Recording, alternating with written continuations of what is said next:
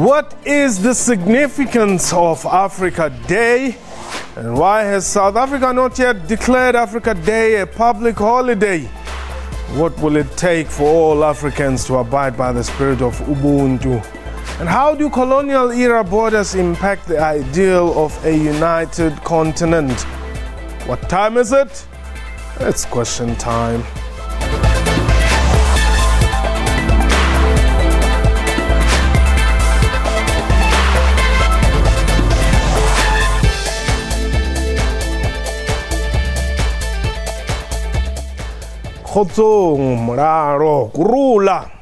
Welcome to the show. My name is Mpho Tsedu. President Jacob Zuma hosted Africa Day celebrations in Pretoria today, repeating calls for a united Africa. The day marks the 54th anniversary of the formation of the now defunct OAU in Addis Ababa, Ethiopia in 1963. Popularly known as the OAU, the Organization of African Unity, was disbanded and replaced by the African Union on the 9th of July 2002 in Durban. The celebrations come in the wake of sporadic incidents of political violence in the continent. This is coupled with moral regeneration, the apparent decline in the respect for culture and traditions of the indigenous people. Some academics, though, say while colonialism was defeated with the political liberation of the continent, it is coloniality that is yet to be defeated. Others say political freedom means nothing while the land and the economy are still in the hands of the minority. The ideology of Pan-Africanism, as espoused by the founding fathers of the OAU, is said to be fading. But is the AU doing enough to make Africa a better place? We are live, and you can call us and air your views. The number to dial 011-714-6842, or tweet us your comments. Our Twitter handle @questiontime24. Now, my guest today, Professor Piti Gantuli. He's a writer and academic, and Dr. Matole Mtsekga is a director at the Kara Heritage Institute. But before we go into today's show, let's firstly take a look at what transpired today.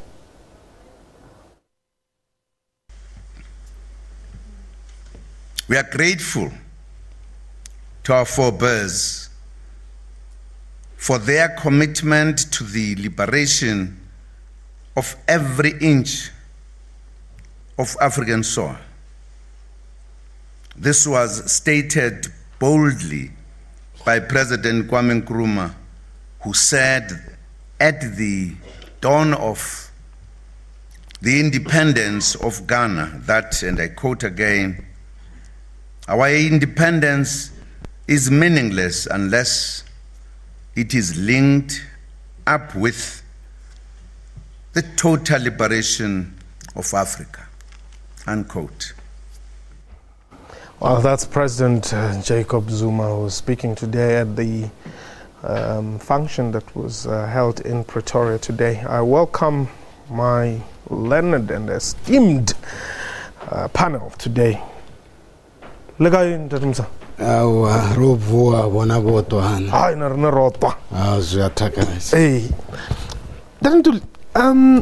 You are arguing that whereas colonialism has been scrapped or defeated, it is coloniality which Africans are dealing with. What is coloniality and how do we overcome it?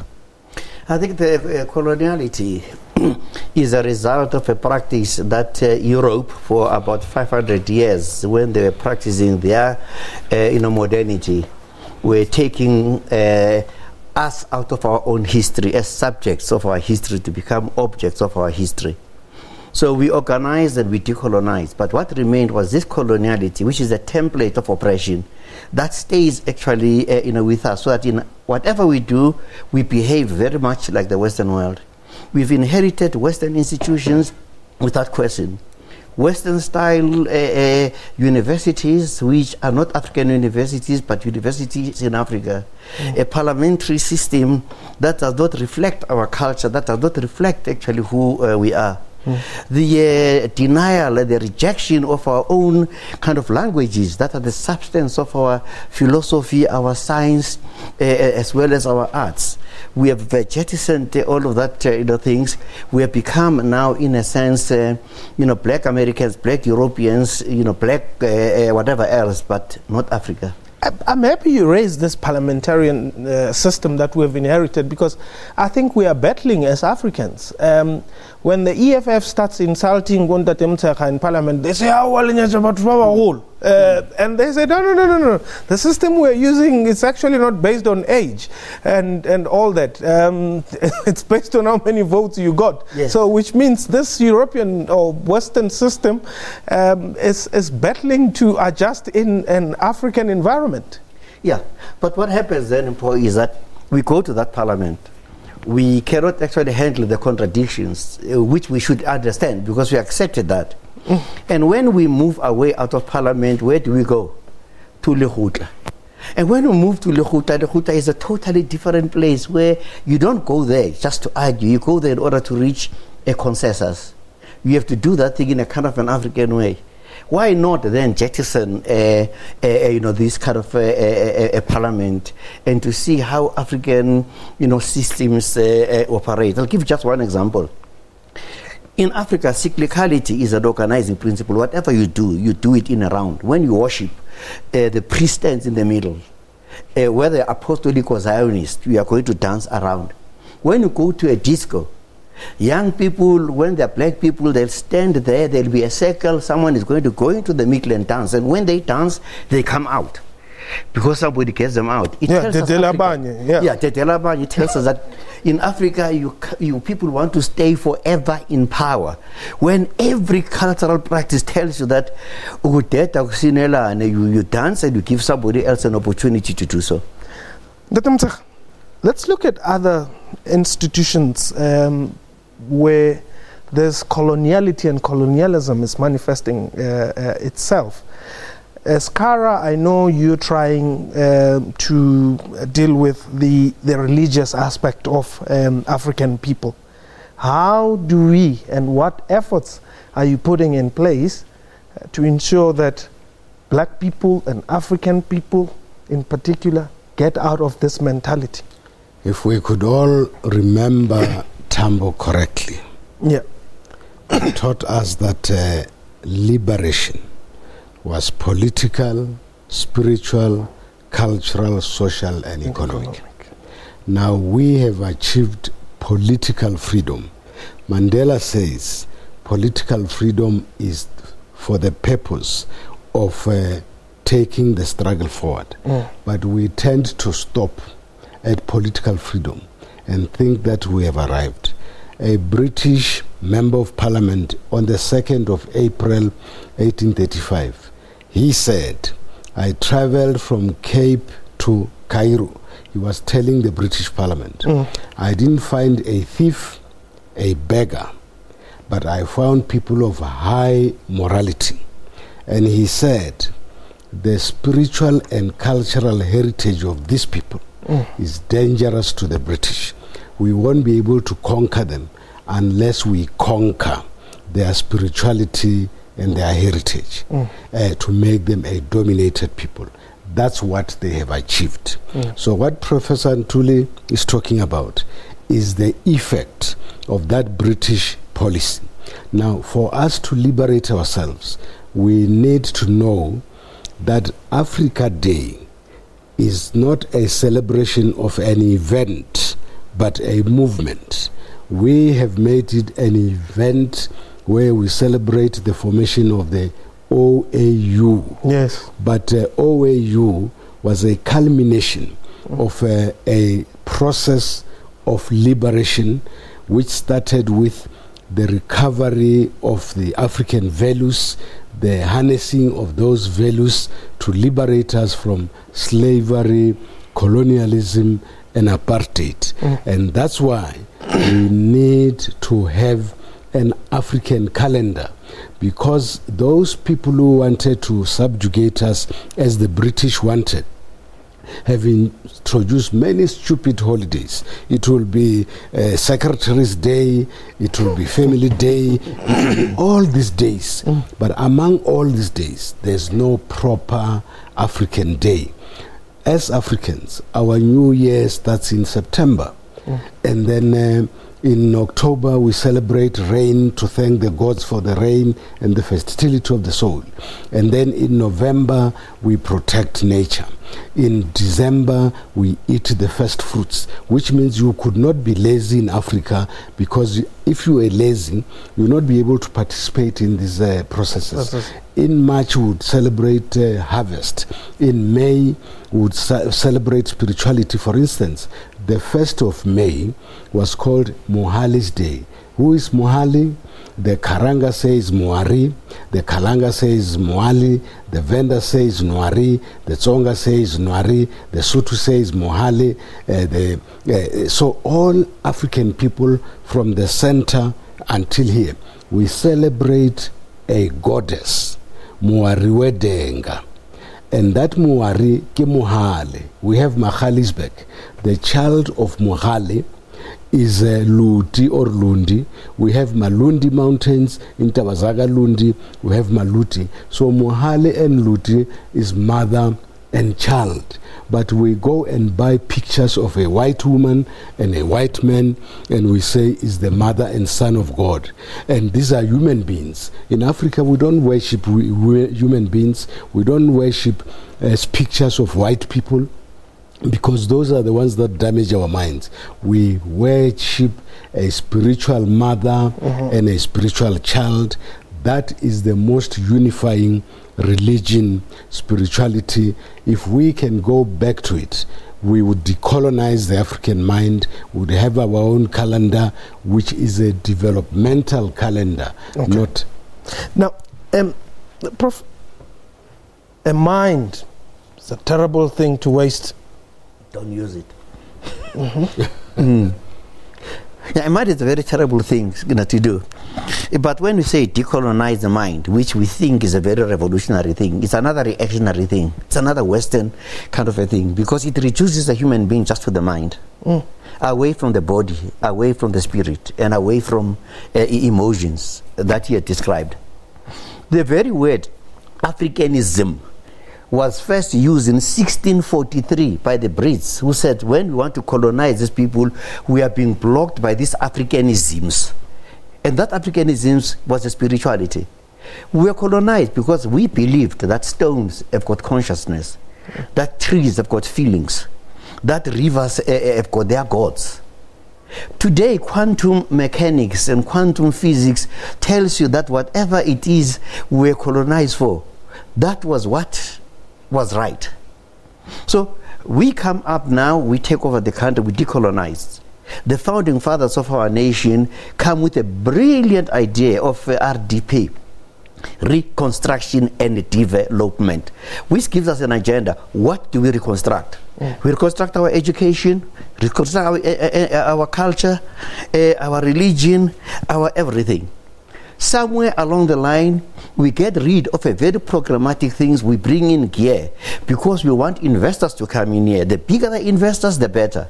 Today we are complaining about white monopoly capital, when our policies are the ones that are bringing those white monopoly capitalists into our midst, rather than giving us a proper economic radical transformation. Floyd, you are in Pretoria. Welcome. All right. Baba Ngiyaphi Baba, kulenkinga la. Ngoba lapha eSouth Africa as very clear independence yabantu. Sisengaphansi kwamabhunu.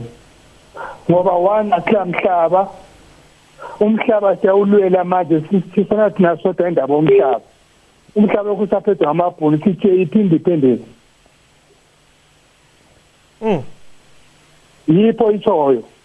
All right, Floyd, thank you very much. Well, Floyd, they're saying, hey, what kind of freedom and liberation are you talking about when we're still living under white people and we don't have the land in Datimsech? On the 19th of June, which is the day on which the Land Act 27 of 1927 was passed, there will be a big indaba at the University of the North, because there's a general realization that the land hunger is a problem. But you don't get the land by waking up one day and grabbing land that you don't know what you are going to use for. So we are bringing academics, specialists, government officials, the youth, the women, so that everybody can tell us where are the obstacles to land redistribution and land restitution, so that from that meeting we can come up with a program of action so that land can be swiftly restored to the people, accompanied by the transfer of skills to those who get the land by those who have the land, because we don't want production to stop, we don't want to be hungry, we want to transfer land as we eat. Okay, hold it there. Godfrey, you are in Pretoria, welcome. Okay, Godfrey is gone. All right. Please do call us back. 011-7146-842 is the number that you should dial as we continue our talk here about Africa Day. What does it mean to you, and does it mean anything, actually? But one other point, you see, you are knowledgeable, but I'm worried that you're going to die sometime. Well, not soon, I hope. But what is going to happen with this knowledge? Are you writing? Because black people, African people, there doesn't seem to be enough literature out there about all these things that you're saying. We are writing. Before I respond to that, I wanted to correct again the issue of the land. The land is not just an economic thing to African people. The land is spiritual. The worship is spiritual. When a child is born, the umbilical cord is not cut like in the hospital and thrown. You wait for where it drops. Where it drops, you plant a tree there to create a link between human beings and the world of nature. So the spirituality is in it. So let's not look at the land simply in terms of the economy. Now, I'm spending much of my time with Fees Must Fall, students, which people misunderstand. Because it is there, the future, where we have got to plant these ideas of where we are. We are writing, and luckily today we have got videos. When I'm lazy to write, I put a video in front of me and I speak what I do. It becomes part of that kind of archive, in order to decolonize our spirits as well as our minds. Okay, I'll come to you. Let's take Benjamin. Benjamin, you are in the Free State. Good evening.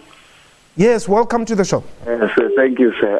Sir, the issue of the land is a very critical issue, and I think the government should take up into arms to get the issue addressed, because while we are sitting and talking, nothing is happening outside here. People are still suffering. So it's time to take it up into arms and into their faces. Thank you. Thanks very much, Benjamin. Then, it's true, Prof is right to say land is also about spirituality. That's why our symposium at the University of the North is land heritage and human rights. But for us also, human rights must be accompanied by people's rights, because the human rights doctrine is Western to benefit individuals. We say individuals must benefit within the context of a nation. But also, just to go back a little bit, you see, we say decolonize because you must dismantle the wrong things that are there. And on the ashes of these wrong things, then you construct a new reality based on Ubuntu. Because we say a human being is first and foremost spirit, soul, and body of light. The three are a spiritual body that emanates matter, which is water, fire, earth, and air. So, in other words, a human being, it's both spiritual and material. And the Western approach is to emphasize the physical, the material, and the needs of the material body. Now, that's where the problem is. That's where there's moral degeneration. That's where there's dog eat dog. That's where there's a tendency to want to get rich. We forget that You can accumulate the wealth of the whole world, but if the spiritual aspect is not satisfied, you will just become a rich animal and a very dangerous animal because you will eat others. Yeah. Harry, you are in Tongat. Welcome. Yes, sir. Oh, how are you? I'm well. Thanks for the call, Harry. Fine. What I want to say, hello? Yes, go ahead. The gentleman sitting, professor, right? Yes. Talking about Africa, fair enough, right. He says everything like the universities and school, everything that you do is all westernized way, right? Yes. Nothing is African, you can say things are Africanized, right? You say everything colonial, okay, fair enough. But we are here in democracy for 23 years or something, right? But there's other African countries also, they're there for 400-500 years. Now tell me, what did they invent to say we call this is African, this is invented by African, this is African alphabet, this is how African write, what they invent to say this is we are Africanizing. Very much liberated, right? Okay. So, but you didn't carry out invention, you never invent. It is so. Okay, Harry, I know that the two learned, esteemed gentlemen here are going to differ with you. Harry says, what did you invent as Africans that you can celebrate because you're just taking over what colonialism brought? Let's go to Mali. Let's go to the Dogon people. The Dogon people's creation myth is that Ama, the sky god, took a paw, which is an atom, divided it into 4 particles and shook them, and it produced vibrations. Out of the vibrations, the world and the universe was born. That was written centuries ago. Only in 1970 do the Western people come up with a string theory of that. The bulb that is burning in here was invented by a black person. The pyramids were invented by people. The sculptures in granite that were done thousands of years ago, nobody actually knows even what tools were.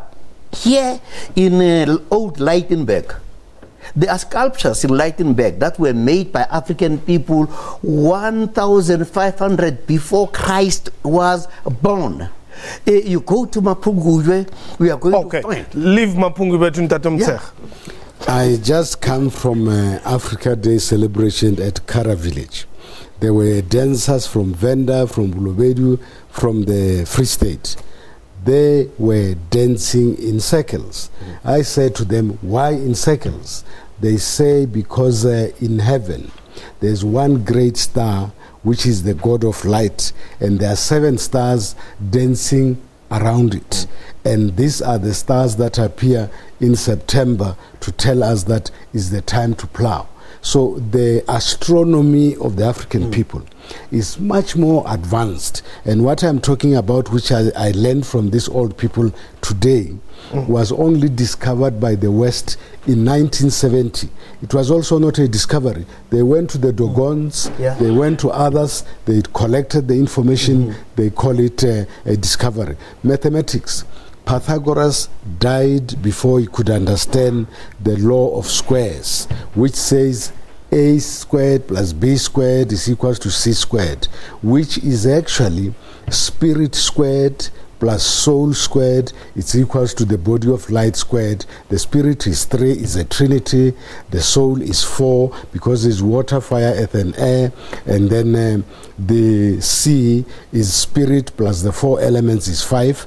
And so Africans have provided the world with the fundamentals of science. The Europeans suppressed us so that they can have time to develop our science and bring it back to us as if it's something new. There's nothing new that they brought. They just refined what they got from us. We have run out of time. What did you want to say about the pen? Just one quick thing. If I've got 1 penny, I buy another one, kitse. I add another one, kitse. I add another one. How many? Kitse, right? Once you come to 5, 6, and 7, we are no longer adding. Hlanu wa hlanugela wa tsiela wa super, we are now symbolizing. Robedi robong, we are subtracting. By the time we say 10, we are resolving. So you add, you subtract, you do this. That's built up into African mathematics, African philosophy, African thought. Okay. Who are you? I am an African caressed by African winds, trade and anti-trade, washed by many rivers, pure and impure endurance, tested by the rugged edges of Mount Kilimanjaro and Ukhahlaba. Lenalema. Nagi mukwebo. Wa mathiza kone nyandaranya ngoba. Kimlobedu batho ba boya njelele mikhodeni ta jamana ka dial re balozi ba khalaka. Okay, well, we've run out of time. I was going to tell you who I am, but I